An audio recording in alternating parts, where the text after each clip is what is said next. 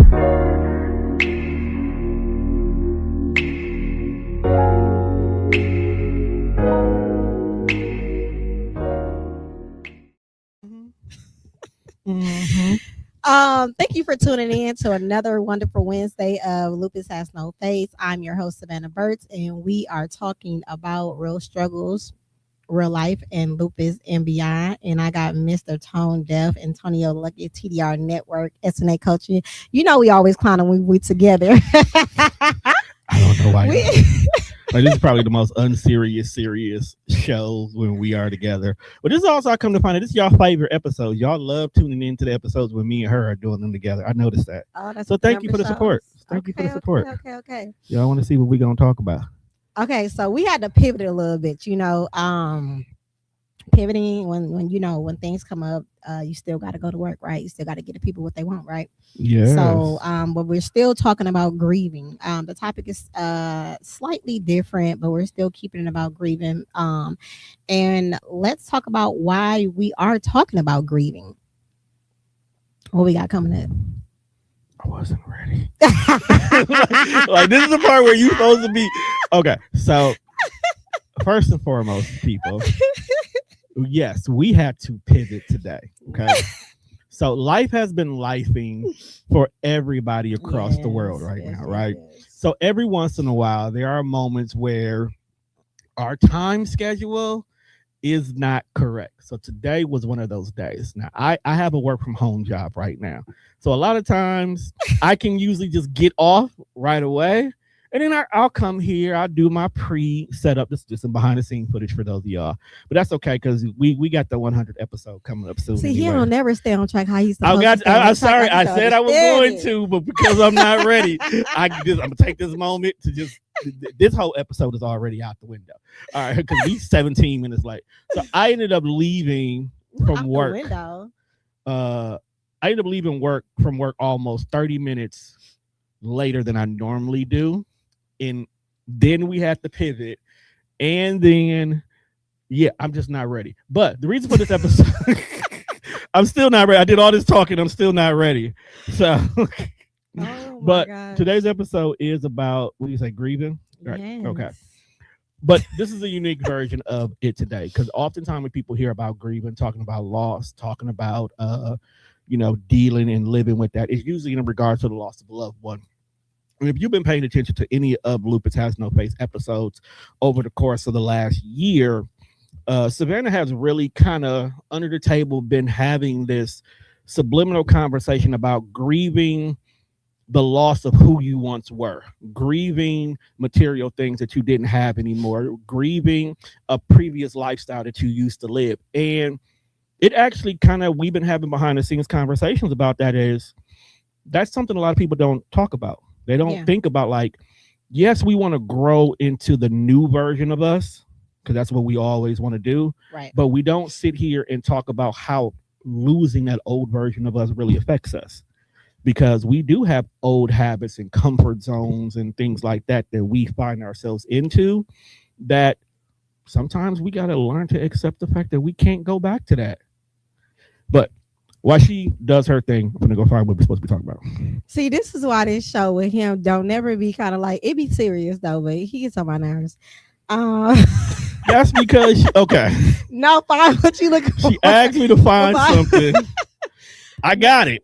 Okay, so basically, really, what the piggyback off of us is, if you've ever been listening to any of the shows on TDR Network, I have a show on here called Clientele by is actually hosted by Teresa Langdon, who does Nails by Teresa. When she initially started the show, it was basically conversations between her and her clients that they would have while they're getting their nails done. But in the middle of in the middle of us planning for that show, she decided that she wanted to start talking about grieving the loss of her son, which then turned the first episode that we did was her and several other mothers came in and sat down and talked about grieving the loss of their children, because mothers are not supposed to bury their kids. Right. It's supposed to be the other way around, in the way that God had made man.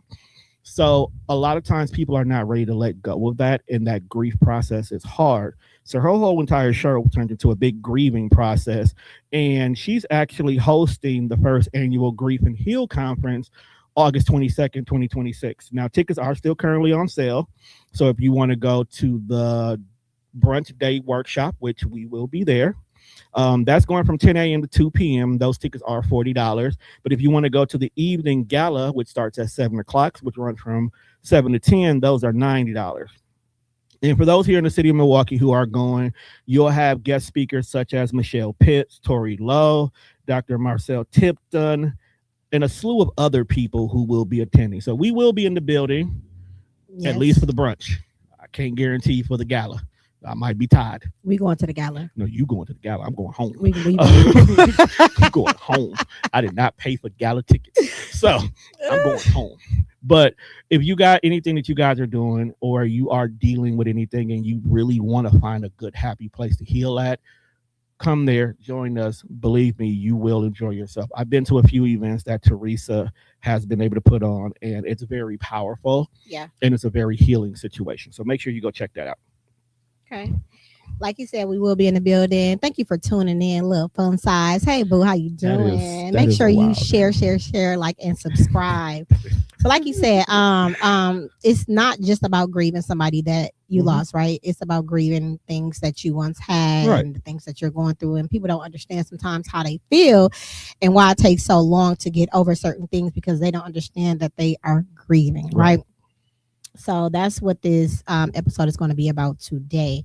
So let's just start off with grief doesn't have one look, right? Right. So people often associate grief with crying and sadness. What are some other ways grief can show up? You know what? One that hit me was diving into my work, isolation. A lot of times with me, when my mother passed, I did not react to her loss right away. I literally just put my head down, looked at, okay, my dad has things he has to do now. He has stuff that he has to be responsible for that my mom normally would take responsibility for. And I basically stepped in and did the same thing. And I know that's how I deal with grief, because I did the same thing when my dad passed, when it came to my younger sister, my baby sister, because I know she's listening. And I know it is very petty. So I stepped in, and her mother had to be like, hey, Tony, step back. You're her brother. You're not her dad. You don't have to be that person in that role. It's okay, because you both lost somebody. You don't have to be the man of the house, because first of all, this is not your house. Secondly, just be her brother right now. She just wants you to be her brother. And I had to learn to let that go. And the same thing with my dad. Once I made sure my dad knew where everything was that my mom normally would do, I had to step back and let him learn how to process through it. Yeah. So what about you? What do you think when you hear the word grief? Before I answer, you guys, I am going to be more intuitive with the comments, since this is our 99 show. Lil Fonside said, same for me, still not properly grieving yet. I totally understand. We totally understand. We understand what that looks like. We understand what that feels like, right? And just so you know, there are therapists, coaching, friends, walks. It's a lot of things that you can do to properly grieve. You know me personally, so you can reach out to me, and I can start your healing journey. We can start your healing journey together. You said the question for me, the same thing. Yeah, let's ask for you. What does grieving look like for me? Yeah. Well, not just only that, but what other outside of crying can grief look like for you? For me, it's spending excessive amount of funds. Mm-hmm. Even funds I'm not supposed to spend. I want to go take trips and I want to go experience. And experiencing things costs way more than something that you can see. So, Most definitely. taking trips, excessive spending. Um, Sometimes it can look like for me, depending on the moment that I'm in, I can talk, be very talkative. Mm-hmm. I can also be very standoffish. Like I said, it depends on the mood that I am in. It creates a mood swing for me. It could look like being overly happy, and that comes from not actually dealing with what I'm supposed to be dealing with and living for the moment. Right. People say living for the moment like it's a good thing. For me, my opinion, living for the moment is never a good thing, because it keeps you stagnant. You don't grow living for the moment. It's like, okay, I was happy today, let's do it again tomorrow, but I'm study putting the mask over what's actually really wrong for me. So for me, my opinion, living for the moment is really not actually good. You need to deal with what you need to deal with in order for you to continue life the proper and the healthy way and not be in your own way. So grieving for me can look like a lot of fun. Hmm. a, Interesting. a lot of fun. Interesting. A lot of clothes, a lot of I've everything. been around you long enough to know everything you saying is true. You definitely will spend excessive amount of funds. Before we go on to the next one, she said, "Man, I swear I go through A spree. a Yeah. spree." A shopping spree. Yeah, Hmm. that's not a good thing. Like it's good for that moment, but ultimately speaking, that can land you in debt. It can I will. land you in places that you do not want to be. And then at the end of the day, when your funds are depleted or when you are restriction, because life do happen, Hmm. what do you do next when you don't have the funds? Right. So I'm gonna sit there and I want her to answer it. I was getting ready to say. So one thing that you can do when you go on those sprees, be intentional with what you're shopping for. See, oftentimes people will go and they'll be like, well, I need a distraction. So I'm going to go to the mall or go on Sheen or go on Amazon and just buy what's in my cart because We ain't this going on Shein or Amazon, but I get what you said. don't nobody go to the malls no more. Don't nobody go to the malls no more. Like we got one mall left in the city. All the rest of them are we got one mall. Okay, don't nobody go to the malls no more. We shop on Shein or Amazon, or if you really that person who just want to shop because you ain't got nothing else to do, you be on Temu. That way, when it come to you 1 month later, you be like, when did I buy this? And then that's when you realize you bought it when you was grieving. No, just be intentional about what you shop and you buy. Like when I have the moments when I'm grieving and I need to buy something to make me feel happy, to just at least distract me, I purposely go look for something that I know can have a long-term value for me.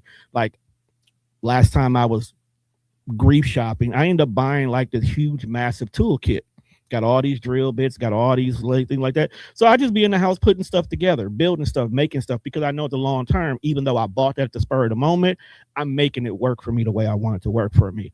I also, because we naturally socialize because of what we do, I don't look at socializing as a grief relief for me anymore, because when I'm intentionally out there either to socialize with specific people or to make business connections. So once again, working, putting myself in position to be working is how I'm handling it. Just to piggyback off of what you said, and we're gonna move on to the next question. We're Yep. gonna piggyback off of what you said. Read the comments. I'm gonna have you read those two comments because I don't got my glasses on. So then, I'll read it. I'll read it since I'm closer this time. And then we'll go to the next question. All right. So Fun size said, I just know I gotta hustle hard because I know I'm gonna spend what I don't really have. I'm overly doing it so I compare my mind to grind and get back to it. And then Cash was like, he right. I love me some Sheen. See, and then she came back. I shop Sheen, honey. See, you be knocking Sheen. Okay. This is not a brother and sister episode. Look. Okay, this is not behind the scenes. Y'all got a little bit of behind the scenes, but this is not behind the scenes. So we is not going to be in front of you people today. If you gonna grieve shop on Sheen, that way you ain't spending that much. I get it. I'm about to kick him off my show, y'all. He don't follow the rules. No. Oh, before we move to the next question, I realize I'm showing a lot of skin. I never showed this much skin on my show before, but your girl is hot. You know, I don't know. I've been picking up a little weight. That's a lie. You've been showing that much skin before. On the show? Yes, ma'am. I gotta go through because I don't never think I showed this all much skin 99 episodes is on YouTube. So go to LHNF podcast on YouTube. Just type in Lupus Has No Face on YouTube. You'll be able to catch all the episodes from when she first started all the way up until the most recent one. So go there, check it out. There's also some bonus episodes on there for those of you guys who are following. So make sure you like, share, and subscribe. But this is not new for you to show skin. Okay, well, I still feel hot. I don't know what's going on right now. Like, I don't know. But if you guys can find a picture that I showed this much skin, I got something in store for you. The first person, you got to screenshot it to me and you got to say that you're done. Okay, so you something else. Have you ever experienced grief through anger, isolation, numbness, or even pretending you were okay? Oh, child, all the time. Majority. That's actually, to me, that's a phase of acceptance. Isolation and numbness is a phase of acceptance. Anger is always a phase of anything when it comes to acceptance. So knowing that you lost someone, and I want to back up. Losing something grieving doesn't necessarily have to only be the loss of a loved one. That's the one we automatically accept because that's the one, no matter what we do, we can never get back. Correct. Okay. I've grieved the loss of jobs. I've had some dope jobs, some jobs I love, and the smallest little thing caused me to lose a job, and I'm highly upset. I'm upset at them for not letting it go. I'm upset at them for letting me go in those cases, and I'm upset for making a dumb mistake to cause me to get let go. And that could cause you to lock down. Like, as a man specifically, if you lose a job and you know it was a good job, you ain't gonna find this kind of job. No, I'm talking it was cake work and you lost it being stupid. Yeah, you're gonna get low for a good minute. You ain't gonna be around nobody. You ain't gonna want to talk to nobody. You're gonna be sad. You're gonna be depressed. But you know you eventually got to get out there and you got to get another job, and you got to let go of the fact that you're not going to find this job again. And it'll be rare if you can find another job like that. So you sometimes have to accept the fact that you messed up. You lost that was good, but what's the positive out of this? Now you got to step outside your comfort zone. Yeah. Now you got to get back to the habit that you're the low man on the totem pole again in some particular situation, and you got to learn a new environment. And sometimes that helps people grow and become a better version of them. Because if I'm still at the same job for 10 years later doing the exact same thing and I'm comfortable here, did I really grow, or did I just like float through life doing nothing?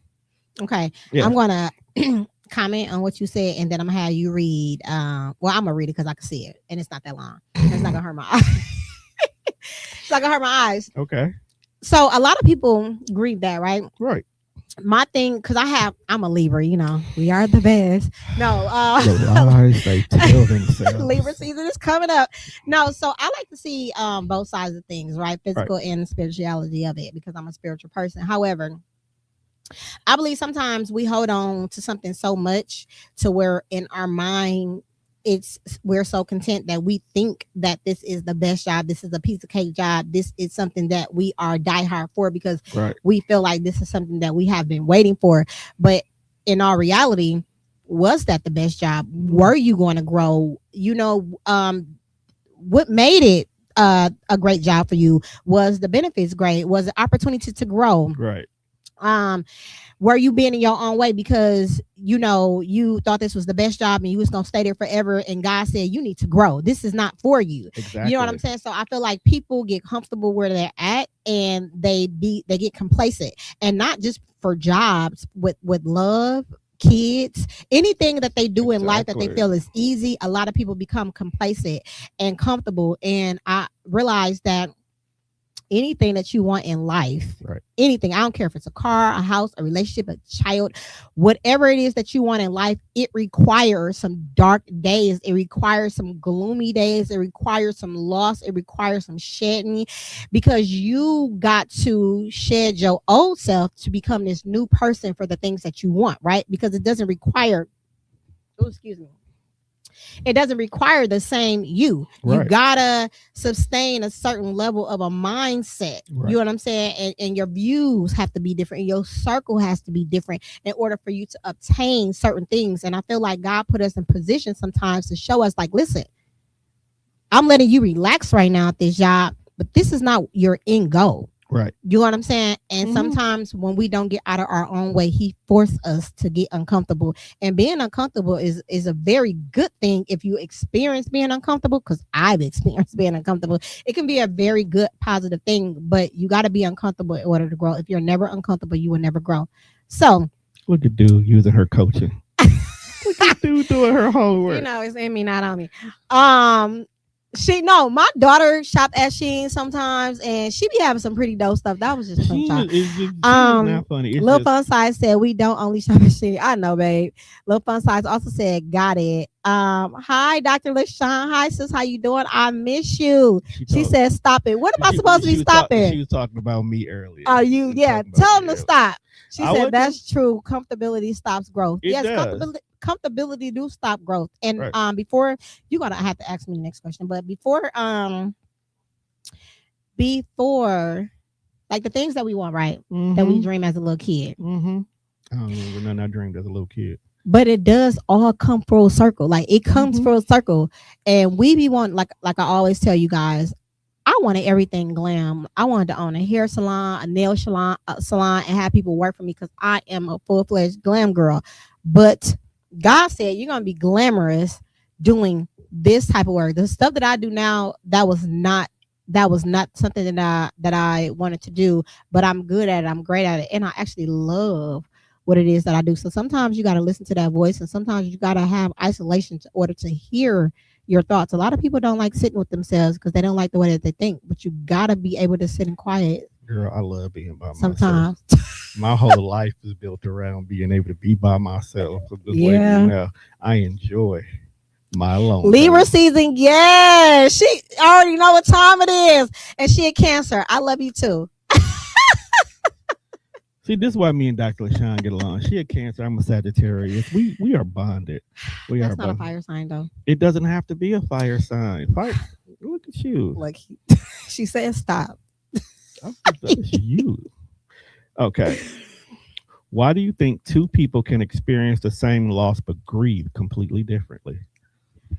It comes from their background, their Okay. personalities, how they grew up, their characteristics, everything. And that's what caused the grief to look different. They support, right? If you don't grow up in the same environment, and you can still grow up in the same environment, right? We can have the same exact parents, the same environment, the same everything, but then your friends are different from mine, and you went through some secret stuff that nobody didn't know. It will still cause you to grieve a little differently. To piggyback. Ooh, I've been tongue tied all day. You should hear me at work today. Today was wild. To piggyback off of what you are saying, I kind of agree with you on that to a certain extent. Not saying that anything you said was wrong, but it's also the experience. Like, I'll go back to when it comes to my dad. When it came to my dad, I did not have any kind of connection with my dad like the way my sister and my brother did. So even at his funeral, they are telling stories about my dad and things that they went through and stuff in regards to his lifestyle and whatnot. Yeah. And to me, it felt like I'm at a funeral of a complete stranger and I'm only here by namesake. But I had a different reason for grieving than them. They had a reason for grieving because their father, who has been two of them in and out their life, but the youngest one, he had been prominent in his life, in her life. Yeah. We all had three different ways we connected to him. My grieving was, I understood you more than you knew. And everybody was telling me, they told him to come talk to me. And I'm like, so I'm grieving the lost opportunities. They're grieving the experiences. And it was two different ways for us to grieve, and it was two different ways for us to get over that hump. I got over it long before them, because once I realized what I'm grieving, I'll never get back. Yeah. Whereas in what they were grieving is what they have left to hold on to. So they were grieving losing those memories and losing those experiences, and they want to push forth to use that as a way to remember our father. Whereas in I used it, I'm remembering him about all the experiences that I wanted that I didn't give. Yeah. I make sure my girls get. Yeah. So I'm technically still using him as a learning lesson. So I'm not grieving him as a person. Yeah. So that's why I said you can be in the same experience and you can feel it differently, but I feel like your connections to that situation is what makes it different. Hell, we all worked at Wells Fargo, not you, but me and my friends all worked at Wells Fargo at the exact same time, and we're all at work the exact same times when Wells Fargo says, hey, we closing this building. Like, we closing this building, we shipping up, we leaving Wisconsin, y'all on your own, but we'll give you a severance package. Everybody lost their job at the exact same time, but not everybody had the same grief of it. Oh, some for people, sure. Some people was like, cool, I'm going to take off for the next 3 months and let my severance package cover everything for me, and then I'll worry about a job. Other people was like, I'm time to go back to school. Some people are like, oh my God, I don't know what I'm going to do. I'm going to lose all. So experiences are different simply because, situations are different because of the experience in regards to it. So as I say, I agree with you, but there's a little bit more layers to that. Oh yeah, I definitely want you to. First of all, hold on. You don't tell nobody on my show they just talk too much. Scroll down just a little bit so you can read the rest of the comments. I can't. Oh, you can't because you want to show. Oh, well, right. Okay, so, start with those two. Oh, you got hold your on, phone. I gotta go. So what? You go, talk. This is why I don't like being in front of the camera, because there'd be so much I got to do behind. It's okay. That's okay. And this would be the day y'all want to talk. Listen, don't be rude. I love them though. I love okay. all your guests. No, I totally agree with you on that. Let me know when you find it. Go ahead, keep talking. I totally agree with you on that. So I'm gonna comment for my own thing. Like, even though my mother didn't raise me, when she passed and I was there, I felt as if she did, right? The hold was so strong, and I was able to hear, her heartbeat. And when I felt her heartbeat, we felt as one. Like, I'm like, we're so alike in so many ways. Like, my grieving came from, she didn't even get the chance to see who I am or, what I'm about to become. That was my thing. Like, you ain't even see it. Like, you heard about me, but you ain't even, this is not even everything. And she thought the world of me. But it was more so that, like, dang, you ain't even get to see everything. Right. Like, I didn't, just because she didn't raise me, I didn't grieve like, oh my God, what if this was that was that. We had our talk not too long before she passed. And I understood. And I understand that every parent that has a child is not meant to be a mother or a father. Like, it's just designed like that. And I was okay with that. So I accepted what a lot of people don't or haven't accept of their parents not raising them. They are bitter, they're mad, they're angry, all of that. I was none of that. Right. I didn't have no ill feelings towards my mother. She didn't have anything towards me. I asked her, my question to her, I said, well, what is something that you would have liked to have done more? And she was like, I should have reached out more. And that just was everything to me. So at the end of the day, like, I miss her deeply, because I'm like, I didn't even show you everything yet. You didn't even get to reap all of the benefits. You know what I'm saying? Right. Or whatever. So, but I know she's watching over me and things like that. But my grieving was a little bit different, but it was very, very hard. And I used to ask my ex, like, I wonder how it would feel if my mother passed, because she didn't raise me. And that was always a question of mine. And it hit me the hardest. It did, because you lost those experiences. Yeah. But like I said, it wasn't even experiences. You understand what I'm saying? Like, it, because I had another woman in my life that raised me, and I feel like I'm a great person. I turned out very great. So to me, like I said, because she had me doesn't mean that she was supposed to raise me. Right. So I don't feel like I missed out on any experience. I never said, what if my mother was here? Or you never heard me say that. No one never ever heard me say that. because I don't miss what I don't have, and I True. accept people for who they are, but I still loved her deeply. Okay. So what do the comments say? Okay, so we're gonna start with Dr. LaShawn because she's over in the Lupus Has No Face page. Make sure all y'all who listen go ahead sign up for that page on Facebook. Lupus Has No Face. And the community. We're getting to the community later. Calm down. Don't tell me. See, we got problems. You calm down. All right. So Dr. LaShawn said 2 people won't experience the same way. Grief can look different in all of us. I became a workaholic where the next person withdraw. Agree with you. That's another reason why me and Dr. LaShawn link, because that's exactly what I did as well too. Now I got to go back to your main page because everybody over there. Now, little fun size. She says she's a Sagittarius, and that's why she's now officially my favorite. So she gets it. All right. And then Cass, we having trouble streaming to Facebook. That just means Facebook has a hiccup right now. So I got to get up and go make that go away, or else it'll be in the way. Okay. All right. Yes, I agree. I think 2 people can experience the same loss and grief completely differently because everybody processes pain in their own way. One person might cry and talk about it while another person may become quiet, stay busy, or act like everything is okay. I'm always smiling because I'm going through so much. It doesn't mean one person cares more than the other. Our life experiences, relationships, support system, and the way we cope all affects how we grieve.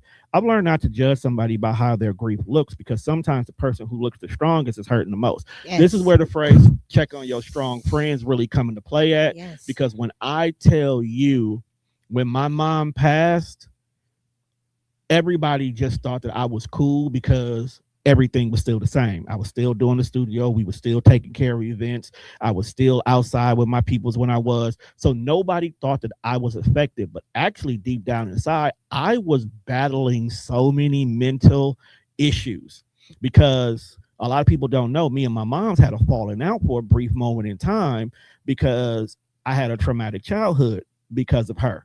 So prior to before she died, maybe about a year or 2, we had a real major falling out because I was going through therapy and trying to unpack some stuff. And some of the things that we were talking about in therapy, I would come back to my mom about, and she would get overly defensive during those conversations. So it got to a point where I was like, I'm trying to heal and I can't be around you while I'm healing because you're not even accepting some of the things that I'm saying. Like I'm telling you things from my side of the coin and your first reaction is defensive. So I had to sit back and was like, wait a minute. Am I really supposed to put all this on her, or am I supposed to accept that things can't change and try to repair what we do have? So we ended up fixing things. And then when my mom left, I still had a lot of hurt because one, I lost 2 years for selfishness. Now, selfishness is not a bad thing, but my selfishness to heal me caused me to lose 2 years of my mom while she was sick. Yeah. 2 years that I couldn't have guaranteed that she would have been back. So inside of me, that whole year, I was battling a lot. I eventually got over that hump and realized like I have to let this go because she wouldn't want me sitting on this either. But I agree here. Okay. So I got a question for you. Wait, are we gonna still be able to see it? I'm gonna go fix it. I'm gonna ask you the question. You're gonna answer the questions while I go fix that. I could have sworn this was my show. I'm just look. Okay, go ahead. This is the tech side of things. That's why we have these conversations. You wouldn't be seeing this because I was on the other side of the coin. All right, so but we're gonna have fun. I got a question for you. Have you ever had a point while grieving where you did not accept the fact you were grieving? Talk amongst yourselves. Have I ever grieved and I didn't know that I was grieving and found out later that I was grieving? Is that what you asked me? Yeah, because that didn't sound like what you asked me. Okay. Absolutely. It's so many things.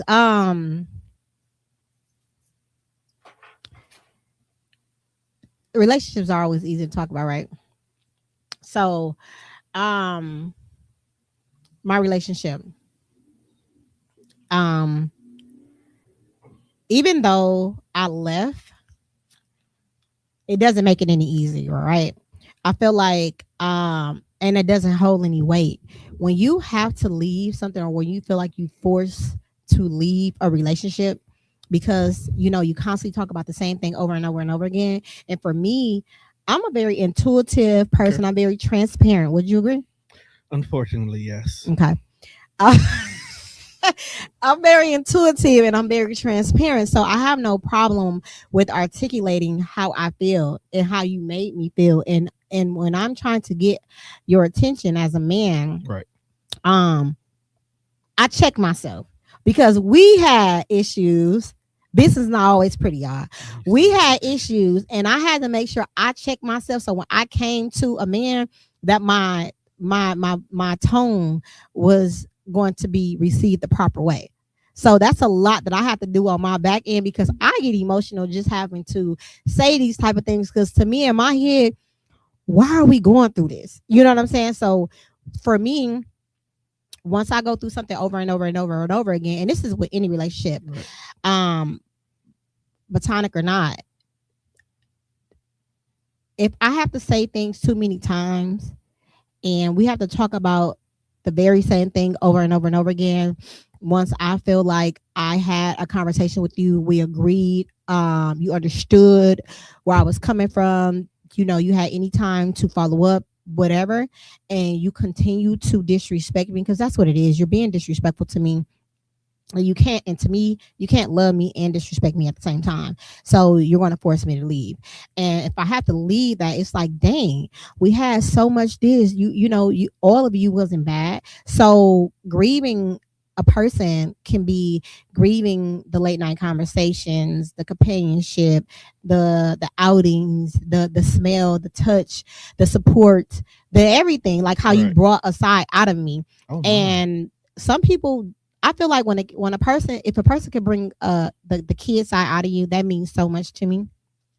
And so when you have to leave that, for me, that's grieving. It's like, dang, I put so much time and effort into this only to have to leave you to not have that experience anymore. Okay. And that's very hurtful. It is. That's very hurtful.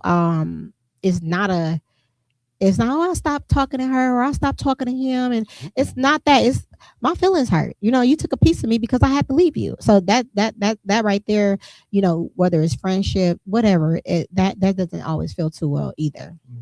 Now going back to the conversation as a whole, unfortunately, everybody is meant to be in your life for only seasons and reasons. Not only some people are forever. Hold on. Oh, okay. That's why I'm I gonna let you said finish. seasons and reasons. Okay.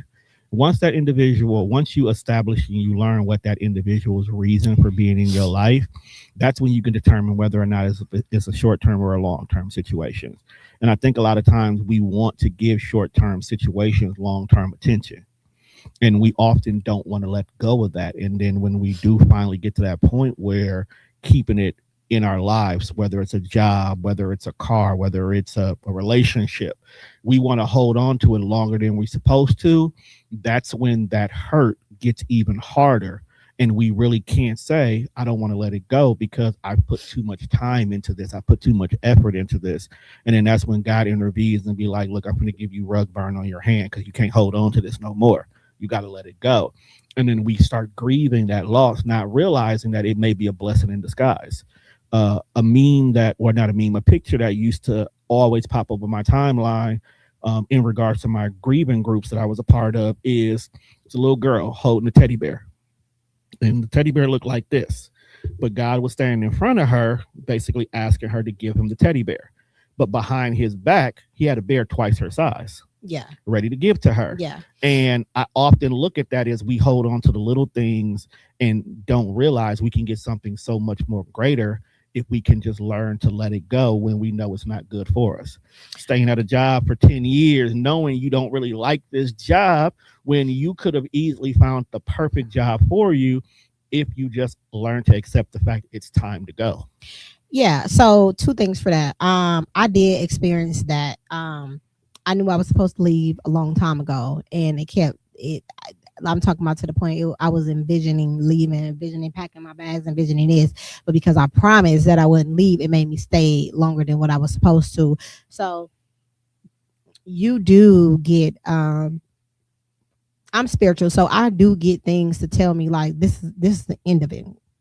And I felt like because I was hard headed, I got smacked on my hand, which caused me, I'm going to tell my story, y'all, what caused me to lose everything and had to rebuild my life back all over again. But even in those times, like having friendships, relationships, trying it all over again, or whatever the case may be, I feel like it is a season, right? And a reason and all that. But I feel like two people have to want it, right? Because our parents and grandparents didn't they didn't make it to marriage for 60 years and didn't go through nothing. Oh, you know what I'm saying? They went through something. They went through it. They went through hot water and back. So for me in my head, I know obtaining a beautiful thing, you gotta go through some stuff. But sometimes some of the things that you go through is not meant to get to that beautiful thing. So you gotta determine, is this something that I can deal with? And for me, if I'm losing myself in that relationship, I gotta let you go, because I can't love you more than I love me, because I'm gonna eventually start resenting you. You understand what I'm saying? So I feel like if two people, whether it's friendship or not, if two people want the very same thing, like if I want you in my life, I'm gonna use you because you're here. If I want you, if I want you in my life, and we're continuously having conversations about whatever is bothering us, right? Whether you come home and you're feeling a way about work, or whether I'm coming home and I want to go back to school, whatever, it calls for a conversation to be put at a table. Right. And a lot of men do not like articulating their feelings because of what they went through in the past. And I am a woman. Please come tell me how you feel. I want you to cry and do all of the things, because let's talk about it. You know what I'm saying? You don't gotta be that strong man all the time. Like, because I'm an alpha woman, so I can be strong when you're weak. So if we both want this very same thing, we gotta have those uncomfortable conversations, and we both gotta put in the work. Don't put it in the work when one is pulling away, and then the one is putting in the work, and then the other one is pulling away. Now you want to put in work. We gotta be working at this thing at the same time in order for it to work. And a lot of things do not work because people ego and pride get in the way, or they care about what society might say to them, so then they don't. You know what I'm saying? I feel like that's what a lot of things in our culture, because different cultures, they don't operate like us. They do not operate like us. They go, this is what, when you say cultures, are you talking about Americans, or are you talking about African Americans? Because we know what our culture is. No, I have to ask that question. Americans. Okay. That's what I said. Let's make sure. We feel like the grass is always greener on the other side. And I'm going to say us because I'm American. We feel like the grass is always greener on the other side. But you got to water that grass on the other side too. People like to jump from person to person to person, or from friendship to friendship to friendship. And if you don't fix who you are, then you're going to continue this cycle, and you're going to eventually be by yourself, or you're going to be a has-been with all of these old stories that you always hear, right? So you kind of got to look at it, and you got to be able to lock in. You got to be able to shed that old you, and y'all got to join together as a unit instead of being together. You're doing this, she's doing that. Y'all got to see what it looked like of y'all growing together. So, did you read that one? Yes. Oh, you read that? Yes. Okay. Like, none of it had anything to So do my with it. question to you is, we're gonna okay, the things people say. What is something someone said to you while you were grieving that genuinely did not help?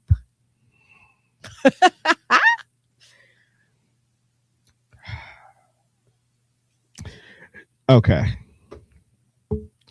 Oftentimes, and I'm guilty of saying this myself every once in a while, but I've caught myself recently letting somebody know, oh, it's going to be okay. Everything will work itself out. Things happen for a reason. Yeah. If it's fresh, don't say none of that shit to me. Don't tell me things happen for a reason, especially when I know the reason why it happened. Oh no, don't tell me. Don't tell Have me I that. ever been that person? You've done it. Oh, man, The I'm day when sorry. I was on the floor, highly upset. Highly upset. You didn't even know I was on the floor. You just was on the phone with me, and you was like, "It's gonna be okay. You know, you're good. You'll get yourself back. You always bounce back." I almost cussed you out only because I knew what you were trying to do. You were trying to be a friend in that moment, but that's not what I want to hear in Don't that tell me moment. I was trying to be a friend. I don't know what to say to you, what not to Exactly, say but to that's you. why I said that. You didn't know that because if it was a different I situation know. and that was said to me, it may have been appropriate. In that particular one, that particular moment, that ain't what I want to hear. I'm Because I sorry. knew exactly what happened and I knew it was coming when things change, when environment changes, when energy changes, you know what is about to happen. And we were not in the proper space for I'm anything like that to sorry. happen. But I tell my people, right? Because You didn't do I'm nothing wrong though. I appreciate you doing that for me. But it was you're the fact that welcome. you said it and I was like, that ain't what I want to hear right now. Get away from me. But I wanted to like for me, I know because how strong I am, and I got this attitude where I'm unbothered and things like that because I don't feel like I don't like to be sad. That's not my thing. Right. I don't like to be sad. And when I am sad, I be by myself. You know what I'm saying? Right. So but I do tell my people, right? I tell my team, like, listen, when I'm going through something I cannot shake it, I'll call, like, listen, I don't know what I need, but I need y'all. Call me, check up on me, something. I ain't okay. Because and I tell the same people, if I'm requesting that from you, that's how I want my people to treat me because I don't know how to be there. Like if you're not my man or my child and we're in the same home together, I don't know how to be there for you when you're going through certain things. So you gotta tell me that you need me. You gotta say, listen, I don't know. I can't articulate my words, but I'm feeling dark or I'm down and I need you. All right, say less. Cause to me in my head, oh, I'm sending you flowers. Let me see what your favorite thing is. Let me pop up on you. I'm making time for you. Like cause that's what I know how to do. Right. But if you don't tell me what you're going through, and then you making all these posts on Facebook and talking about you feel so alone and ain't nobody there and I'm your friend and I'm like, I don't know nothing you talking about. You know what I'm saying? You got a whole person over here. You ain't communicate this. So I don't like when people are like that. But my people that know me, I do tell them like, let me know what you're going through and let me know how I can help because I'm here. If you don't tell me, I don't know how to be there. Now, I used to be the same way too. I used to really get on people who would get online and pour their heart out. But when I would reach out to them, it's one word answers. It's like you don't want to share what's in that. I had to learn you have to let people process the way they process. You don't, even though they're not telling you in that moment, but they're telling the social media through hidden meaning posts and stuff like that, let them get that out. But what you need to do is go to them and says, hey, I see you on social media. It looks like you're going through something. If you want to talk, I'm here for you. My door is always open. And leave it at that. Allow them to have time to come to it because sometimes they still processing. Just like, let me intervene. Can I ask you a question? Go right ahead. I'm a poster, so I don't read people things unless I'm going on their page, right? Mm-hmm. So that post, you looking at it from one side, right? Mm-hmm. I'm both sides of the coins. I look at it So from both, I but I see. hear it. So let's use you. So I see your post 5 days later, and I Okay. talk to you every day. I'm gonna come on your phone and text you like, listen, you know how I am. What's all this attention seeking on Facebook? Because I'm right. Like, what we doing? And I hear you say you gotta let people process how they process, but to Right. me, I don't care about people think. But to me, it's like, do you really want support or do you want the world support? Because there's 2 different type of supports Okay. that people may want. And it's Let's like, if run you with know that you have a team over here, you know that you have people that will pour into you. Why? It's okay that you're saying that, but don't say it as if you don't have anybody that you have support from. That one, okay. That's crazy to me. So that part, I'll give it to you. I'll use me as an example. 2 years ago, and you can vouch for this because you were in my immediate circle at the time. When I was were in your immediate circle, or am I still? Shit, I'm a man. No, go ahead. You know what? You can go. This interview is over. No. During this time, the reason I'm specifically saying you're in my inner circle because this is very important to this part. You remember there was a brief moment in time where a lot of my posts was depressing. They sound like Yes, made me they not even sound want like to read Juice. it. Like, They what are you they talking sounded about? like Juice World was just embodying my system and just sad all the time.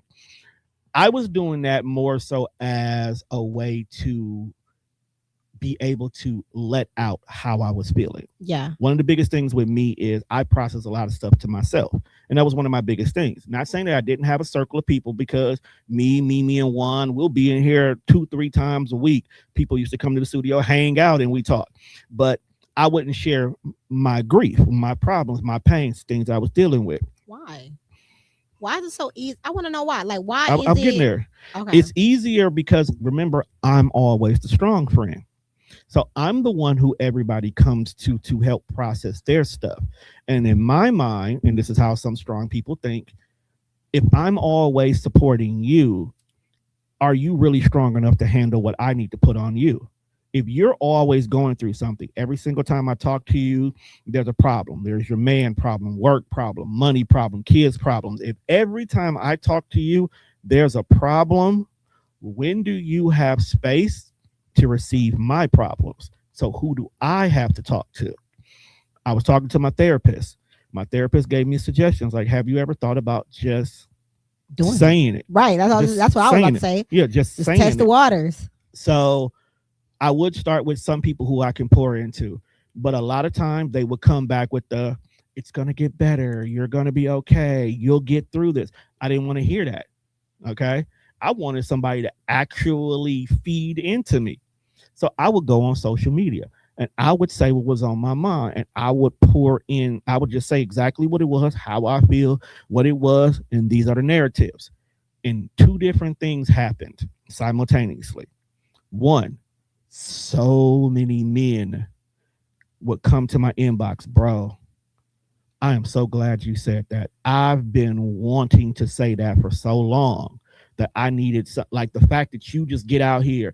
And this is also when I found out that people really do pay attention to me, because it was like, bro, being who you are in the city and how people know you, and for you to say that was just so meaningful. Like, I don't feel alone no more. So on one side of the coin, I was like, yeah, if it's, I'm still helping people like I'm known to do, but I'm also helping myself.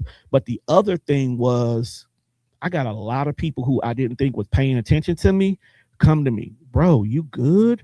You okay? Bro, are you sitting on the edge of the home bridge right now? Like, what's going on? I was like, nah, bro, I'm just getting some stuff out. And then it turned into an experiment where I literally was purposely putting out some of my feelings in a very negative way, just to see who were listening, because I found out there's a lot of men who are dealing with depression, who feel like they don't have nobody to turn to. They feel like they can't open up to their significant other because they weaponize it. They turn it against them. They make them, but you're a man. You're supposed to be able to handle this, as the excuse. And it's like, bro, if you can't get support at the home where you're supposed to be at, you need support somewhere. And a lot of men didn't have that. That's actually what really made me start the Man Up Project too. But yeah, you were one of the people who came, was like, but you didn't come to me like most people. You came to me, Tone, everybody's asking me what's wrong with you. Like, I told them to ask me. Ask me directly. Why are you going around me? Come to me. And that was like the hidden thing I found out, that people were watching, but people don't come to where the problem is, because I don't think people want to be the one responsible for helping you get through that. That's very dope. So I got a couple things to say about that, and we're gonna move on to the next question. Okay. So you made a statement that people will be there, but they wasn't being there the way that you want them to be there. So my question is, if you can make it short. My question is, now. It's 99, baby girl. My question is, why do somebody has to respond the way that you want them to respond? Don't you want them to be their authentic selves and trying to help you? Yes and no. Because sometimes, okay. And the reason why I have to say yes and no is sometimes I need you to be the bowl that I can pour into instead of the standard cup, because I may be giving you something a whole lot more It's more personal, it's more vulnerable, it's more deep, it's more rooted into who I am. I'm allowing you into a space and a version of me that I'm just now learning how to get into. And if the normal you is giving simple answers, or, and please, people, don't hate me, your first response is, well, give it to God. I don't want to give it to God, because apparently giving it to God at one point in time didn't get me nowhere. So now I need some alternatives. I need you to look outside the box. I need you to allow me to fall apart for a minute. Because if you know me well enough, the minute I get an idea, I'm going to put myself back together. But I need you to allow me to fall apart. But if you're in that mode where you're trying to give me the answers you think is needed in this moment, then you're not being what I need for you to be in this moment. You're just trying to end this particular moment because you're uncomfortable that you're seeing this version of me. And that's I like that. Okay, so because I was thinking something different, that's why I wanted you to answer. Okay, so with that being said, that's pretty dope. That so you don't want a surface level response. You want somebody to be like, okay, so okay, I kind of want. I wanted to clarify. And that's why vulnerability for men is so very important, because. And that's what I want to. That's my next thing. Okay, go ahead. And you ladies, when a man come to you and tell you something, it is never okay to weaponize, or even females. This goes for both friendship too. It is never okay to have somebody tell you something in a private moment and you use it against them once things get nasty. Like, to me, that's grounds for never ever know you again. I'm gonna put it that sweet. Do not use anything against me that I told you in private against me when I am talking to you. Like, that's something that should never ever come up, unless it's grounds for it to come up and it's a safe space and everybody's emotions are okay. You should never be able to do that. And man, I don't know why you choose to stay with women that you cannot be vulnerable with. Like, I want my man to tell me, like, babe, I told her I just cannot. Okay, what you need? You know, like, come to me for the simplest thing, because I'm a nurturer. I'm a nurturer. And to me, I feel like men are more so in their head more than anything. And sometimes they just need that pick me up. But man, you got to allow your woman, if you got a woman like that, you got to allow your woman to help you. Because a lot of men will be vulnerable, but then they don't want no help. They don't want no solutions. They don't want nothing. So they just basically been at that time. So it's kind of like, okay, I'll let you in 1, 2, 3. Okay, so what we finna do? Because you really got a problem and you don't want to go through the process or the motions to fix this. So I don't want to keep listening to this if we can't fix this. So it's two sides of the coin, okay. Man. Y'all got to understand when y'all coming to a woman with a problem that got her head on straight, and that's, you got to allow her to help you where it's broken, and it might not look like the help that you envision to fix that problem, but it's going to fix that problem, because you can go through a million different things to solve the same problem. Okay, since we sprinkling a little glam con in here, we shouldn't even be doing that. It's 99, baby girl. We it's 99, so we sprinkle a little glam con in here. To answer your question, oftentimes we choose the person who we feel is going to be good for us. The weaponizing of our feelings only happens when women feel emotionally threatened. That's still never okay. I never said it was. Because men do it too. I didn't say we didn't. I'm just saying, I'm a woman. I gotta speak for both sides. I always speak for both sides. So I definitely I get on both sides' ass. Okay, so I gotta make a little adjustment. That's you who decided to sit cross-legged on the couch. Okay, so in that situation, the woman that we've picked is the perfect woman for us, but because our goal is to try to make it a safe space for y'all at all times, to get to those moments when you're emotionally threatened, we don't get there too often. So when we do get there, and during that conversation, during that debate, during that heated argument, you may say something, and what is being said is what is more damaging to a man than how it's being said. If you say something like, that's why you can't lose weight every single time you turn around, you on like 5 or 6 diets, we may be hurt because it was like, you ain't had to cut me deep like that, but we'll get over that. But then if you say, and this is why your mama on crack, now that's different. Like, and y'all will do that in the middle of those I ain't never emotional. did that. You ain't said nothing like that, but by me and you, we've had some discussions that Yeah, you definitely said some things that cut me that didn't need to be said in order to get your point across, and that is when it gets to us. And to piggyback off of that, you be in your head a lot. This is gonna be the end of this, but this is BTS. You be in your head a lot, so you think whatever you think. Cause I don't sugarcoat nothing, and I feel like I'm gonna say what I'm gonna say.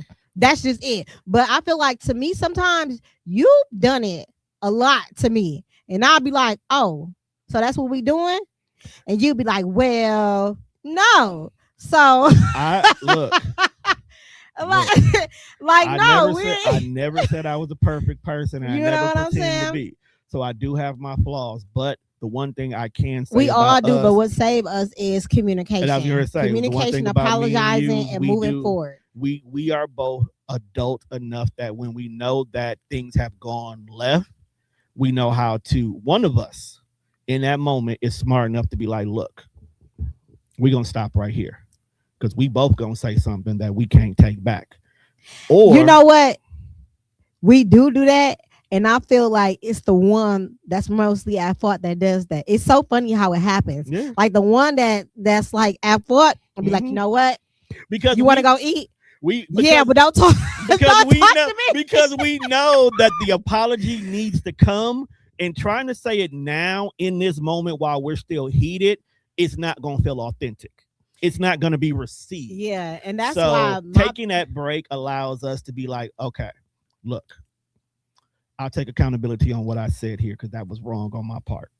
Comma, but I'm hungry. What do you want? And that's what we do. Well, I do the comma, but part. But and I'm so stubborn. I just be like, oh no, but knowing I want the day to resume. Right? That's growth. That's growth for me. So for me. Don't take this the wrong way, but I want my business partners, I want my team to. I'm in a relationship with my business partners and my team. If I can't be the authentic me and we can't get past what we need to get past, then I can't work with you. We can't work together because it's the Savannah, glam Savannah, is all different sides of me. Business Savannah, you got to be able to wear those hats and take them off when it needs to be taken off. I don't need to be able to come and you ain't done something because of your emotions. And I do want to give you your flowers while we're live on the 99 show. Is that you never jeopardized our business when we had our spats. Like we are both grown and mature enough where it doesn't last long. You know what I'm saying? It doesn't last long. And I can appreciate that because, baby, it has not always been pretty. But you ain't never heard us clown one another. You ain't never heard us, none of that on social media. None of that. Because we see the bigger picture. And nothing is getting in the way of that. So it ain't nobody else's business to know what the hell we fight over. Okay.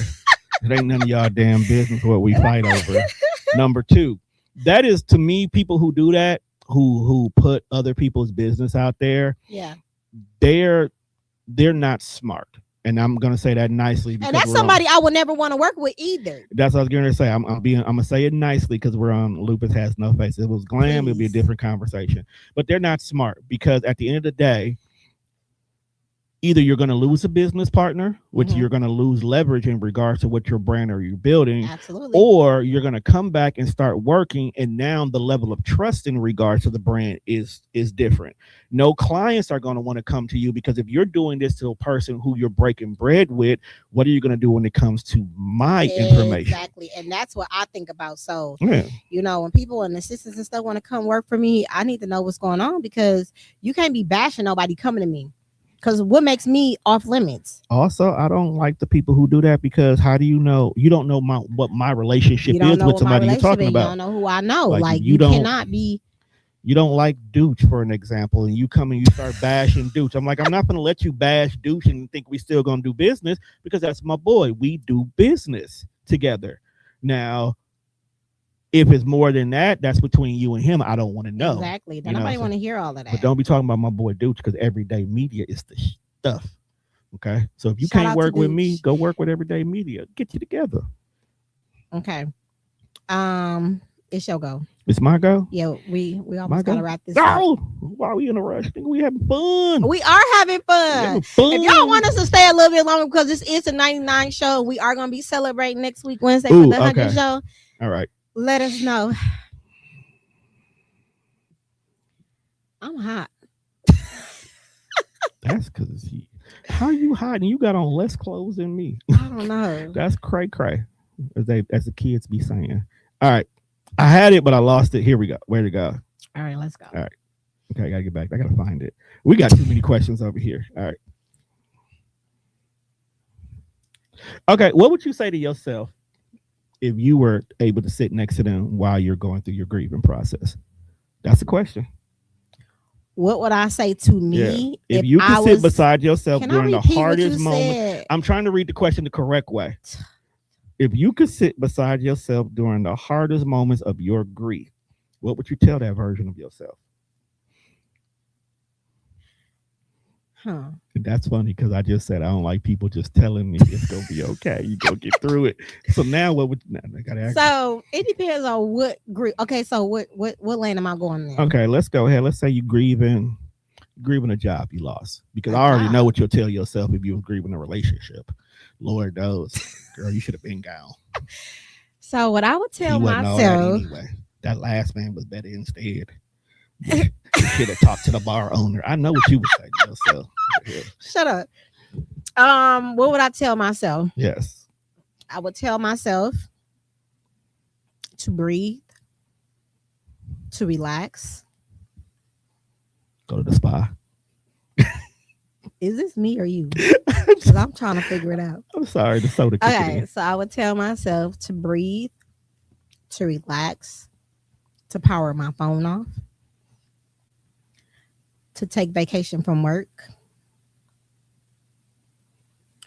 to allow myself to be raw for at least 3 days. Get back up, go to the spa, go take a walk, go do some therapeutic reading. You understand what I'm saying? I like to clean when I'm mad. I'm stuck on one part, though, but keep going. Yeah, I know you is. You know exactly what part I'm stuck on, because I want to see you do that. Go declutter something. Okay. You know what I'm saying? I'll give you that. And if it's too much for me to shake off, go see a therapist. Go see a coach. Go get a mentor. Because all of those things we all need, no matter how high we get in life, we all need those things, and they all serve different purposes. Okay. So I would tell myself that, because that's something that I did not do. I worked. I did not take off.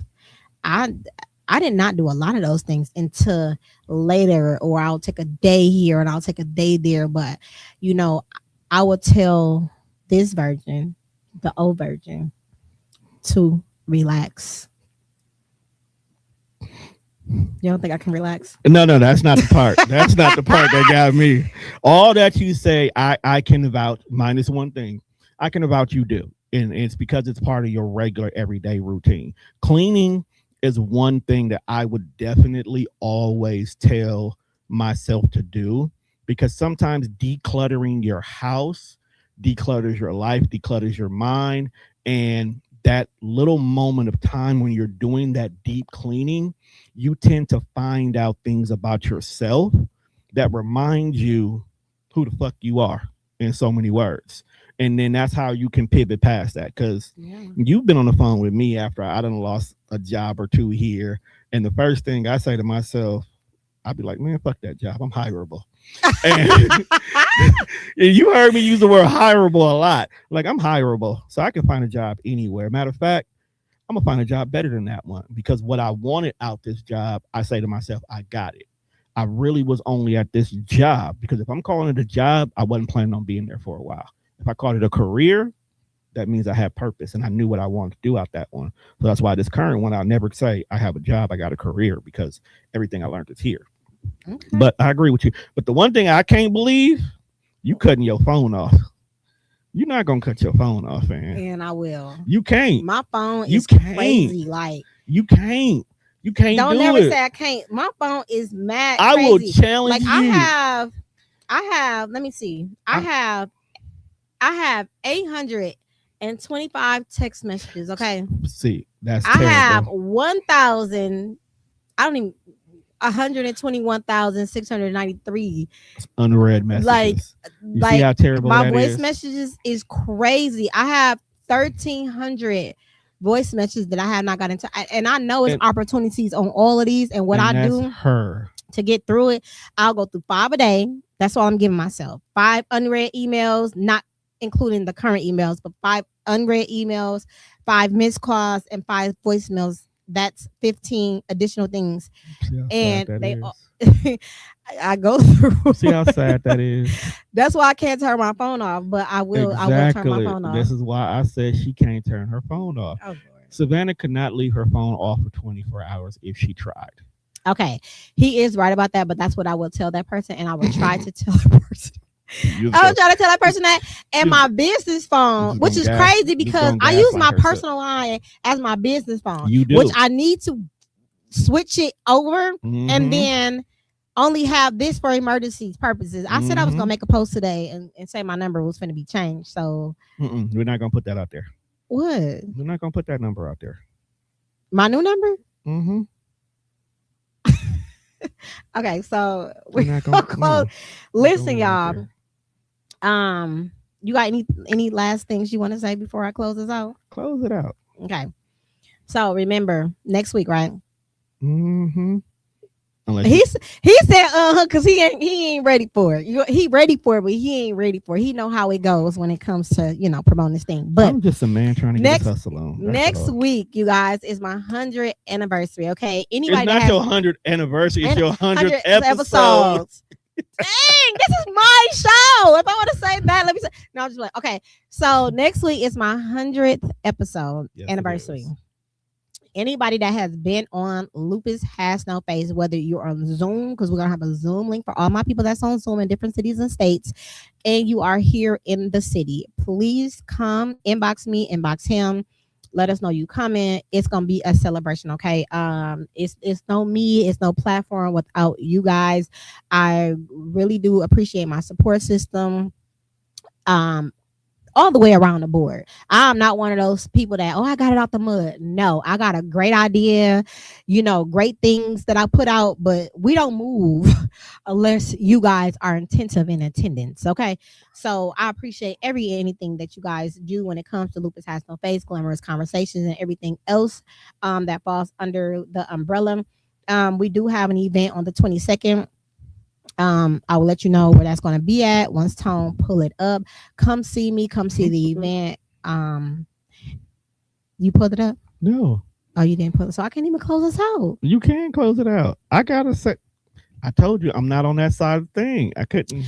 Okay, this is not your regular episode because I guess we want to have on 99th and he's not behind. He's not right. You got me in the front. I can't. So in closing. There is no perfect way to grieve. Please do remember that. There is no universal timeline. Some people cry, some get quiet, some stay busy, some become angry, and some don't feel anything until moments later. Grief looks different on everybody, and giving people room to experience in their own way can be one of the greatest form of love. Yes. You irritate. Thank you guys so much for tuning in every Wednesday at 7:00 Central Standard Time. If you miss it, please go to Lupus Has No Face podcast. And while you're there, like, share, and subscribe. I will see you next week. Be in attendance. Like I said, inbox me or him because we kind of need to know how many people are coming. Right? Yes. With that being said, we out, people. We out. Peace.